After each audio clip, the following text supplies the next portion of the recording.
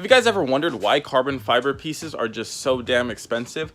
I'm going to try to answer that question today. So I got my Mustang back from the paint shop today, and I'm not going to reveal how it looks yet. I want to do that tomorrow in the daylight. It is rather dark out there right now, so not going to reveal how it looks, but it looks really good. I can't wait to show you guys tomorrow. I'm going to wash it, get it really clean, and reveal it. But today I'm going to be installing an interior piece made of carbon fiber, and I'm going to compare the factory OEM piece to the carbon fiber piece to see if the price justifies it. So what I'm actually going to be installing is that whole center console area. We already have the center console lid installed.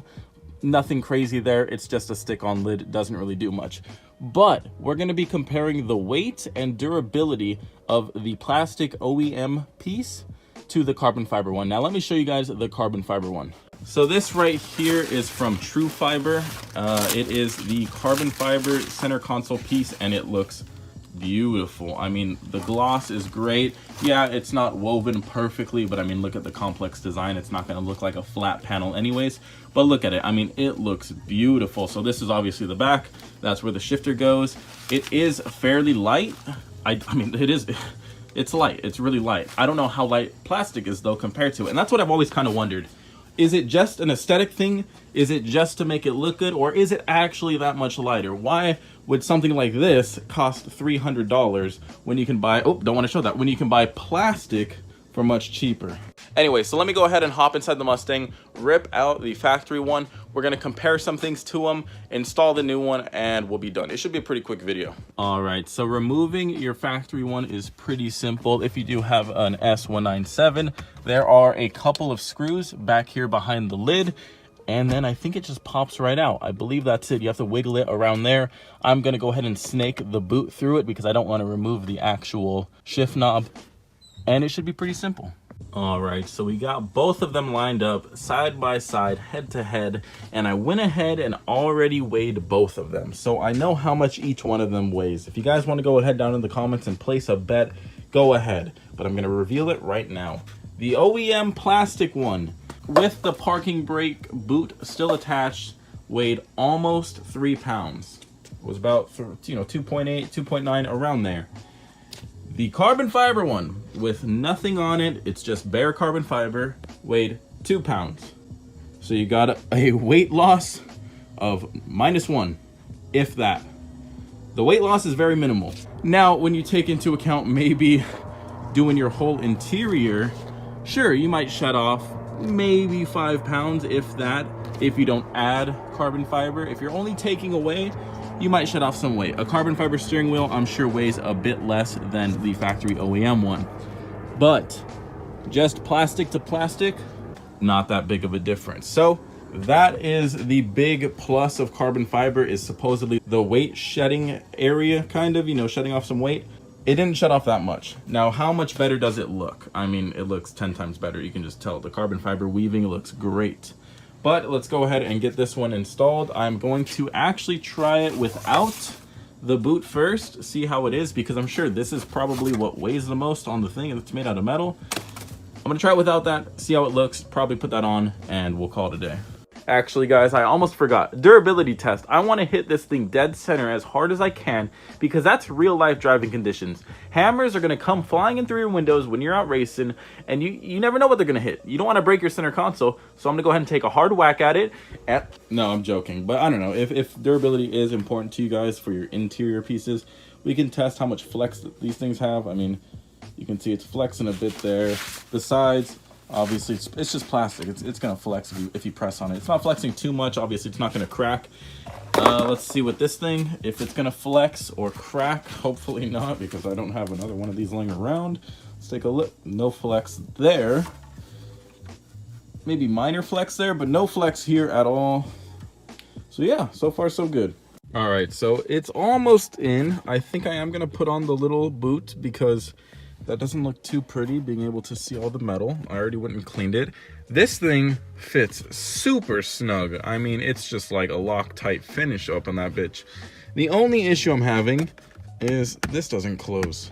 So there's something bumping back here. I gotta figure that out, and I'll be right back. All right, so we got the center console out of the car. We are installing the parking lever boot really quick. What I'm using to stick it to it, which is probably not the smartest idea, but it's what I had laying around, and I've used it in the past, and it seems to work well for jobs like these, is actually some black gasket maker. It seems to work. I've used it in the past before, just when I need it, and it works. This will also help keep vibrations down. We don't hear any rattling or anything, so it should work fairly well. Just gotta let it cure for a bit until I go and install it in the car. Again, I can't wait to show you guys how the car looks. I want to pan up so bad right now and show you guys the car, but I can't till I wash it, till I get it really nice and clean.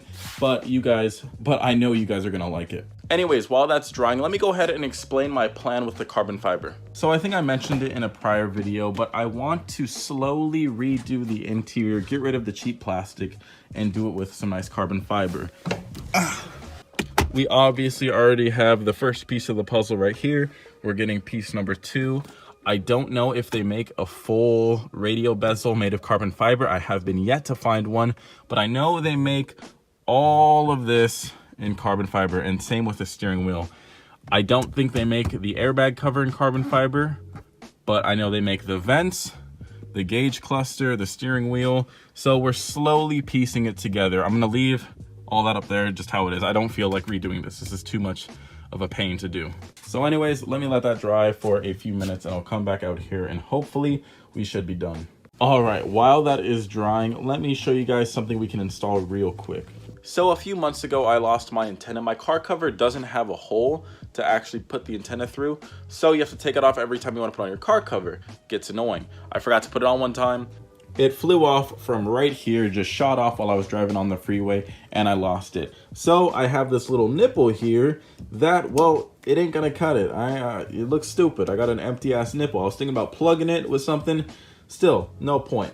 What I did find online though was a block off plate where you remove this and put this in its place. A little tiny block off plate, looks legit. Nothing super high tech going on. We're just literally plugging the hole. So while that shit is curing, let me go ahead and toss this little thing on. So here we can see the two side by side, this fat metal antenna connector compared to this little plastic cap. We're technically shedding some weight, so look at that. We got two things to lighten up the car. I am for sure ready to gap like 1,000 horsepower car now. My car is so light after what we did today. Oh my God, it's beautiful. Just to ensure that the antenna doesn't go bonkers as I'm driving, I'm gonna go ahead and tape it to the cap. That way it's not flapping around in there like a loose you know what. And just like that, I'm ready to gap any supercar I come across. Out with the old, in with the new, as Chris Fix likes to say. There we go, boys. All right, so if you see this video and you have a supercar, don't run across me, man. I mean, you just saw what I installed. That was some serious gains right there. Don't come across me in the streets. I'm gonna embarrass you. I mean, let's think about it for a moment. Not only did I shave off like 25 pounds minimum from removing this cap, not only did I shave off that much weight, but look at the sleekness, the aerodynamics now. I mean, I probably picked up at least +5 aerodynamics. I mean, think about it. Smooth. All right, here we go. The finished product, got it to fit nice and snug. Let me go ahead and turn on flash just so you guys can have an orgasm. Oh yeah, that looks really clean. Let me get out of my way, handle. Look at that. That looks super clean. So piece number 2 is done. I can't wait to do the whole thing. Yeah, you know what? If you are going to buy some carbon fiber pieces, you're probably going to have to do some custom shit to make them fit. I had to cut one of the pegs that sticks in. I had to cut that one a little bit shorter just so it would line up properly. But other than that, it looks beautiful. It looks seamless. It is great. And I can't wait to see it in the daytime. So our carbon fiber interior piece is worth it. Other than looking cool, probably not that worth it. It looks cool, don't get me wrong. Like, I love the way it looks, and I'm still gonna do the full interior eventually with carbon, but you're not gonna gain much performance-wise. It's not really gonna lighten up your car. If you're expecting to do your interior and magically be faster, you're not gonna be noticeably faster. You're not even gonna notice that you're gonna be any faster. So it's all up to you guys if you think it's worth it. You know, it is expensive to do. For the whole interior, it's gonna cost me a good chunk of change. That's why I'm doing it in little pieces at a time. And well, we'll see when it's all said and done how much better it looks. I'm gonna come back tomorrow. wash up the car, get it looking really good, and show you guys how it looks. I mean, it's not like you guys haven't seen the paint before. We just haven't seen it in such a long time that I'm sure most of you haven't seen it. So I'm pretty excited to show it to you guys. Anyways, I'm gonna go home and edit this video. That looks so ghetto right there. Our garage door broke, so we have to open it manually, and we dropped it and it cracked. So ignore that. But anyways, I'm gonna go home and edit this video. All right, guys, it's the next day. I got the car nice and clean right here. Let me go ahead and show you guys for the first time how the paint looks.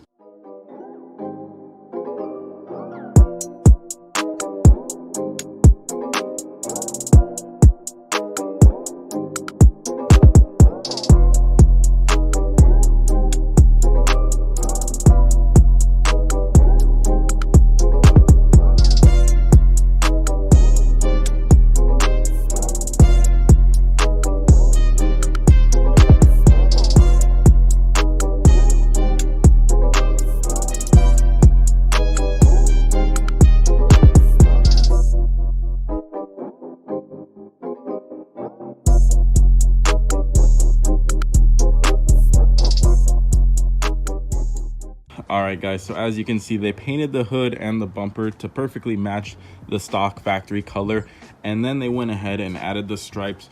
The only complication was we didn't know how we wanted to do the stripes. The obvious answer, which is the one we did, was follow the cowl's curvature instead of having it go straight off. I'll throw in some pictures right here, but pretty much if you follow the line from the roof, which is hard to see with the overcast clouds, but if you follow the line, it would actually end right about there. So it would hang off the cowl and it wouldn't look straight. So we went and followed the cowl, narrowed it out, and went nicely onto the bumper, and I think it looks great. I think this looks perfect. This isn't sponsored, but I do want to thank SoCal Auto Paint for helping me out. It looks amazing, and they were patient with me through the whole thing. It looks truly great. So now that we got the paint of the car figured out, we need to figure out what we're gonna do with these ugly ass wheels. They're currently plasti dipped. As you can tell, I don't really take care of them just because I think of the plasti dip as a good suit of armor on them, because if I want to go and peel it off, it'll look clean as hell underneath there. Currently, I think the matte black looks fine, but it does look a little bit dirty. Probably not as much on camera, but they are dirty in person. So what I think I'm gonna do is over the next couple months, I'm gonna start saving up and buy a real nice set of wheels just to kind of complete the whole car. We got the real nice paint job. We're gonna get some real nice wheels. We already have some real nice tires. And then I think the car should be pretty much done for the most part. Now, I'm not going to spoil what wheels I do want to get. I already have them in mind, and I think that's what I'm going to go with, but I'm not going to spoil that. If you want to take a guess, go ahead and leave a comment down below. But honestly, I think the paint looks great. I was a fan of that matte black. You know, when I plasti dipped it, I was a fan of that little base coat matte black. But I think the factory blue and silver stripes just looks beautiful. There's not another car out on the road that has this color scheme.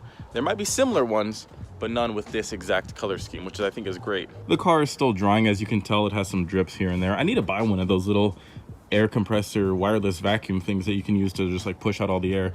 I really need to buy one of those. But anyways, I'm gonna go ahead and put the camera down, finish cleaning up the rest of this car. I didn't even wax it. This is just how it looks unwaxed, and it looks beautiful on camera. In person, you can tell it's a little bit of an older paint job on the panels that haven't been painted, but in camera, it looks pretty good. Anyways, if you like the color, leave a comment down below. Let me know what color you would do for the car also, if you feel like it. And well, subscribe to join the Peacock flock, and until next video, peace.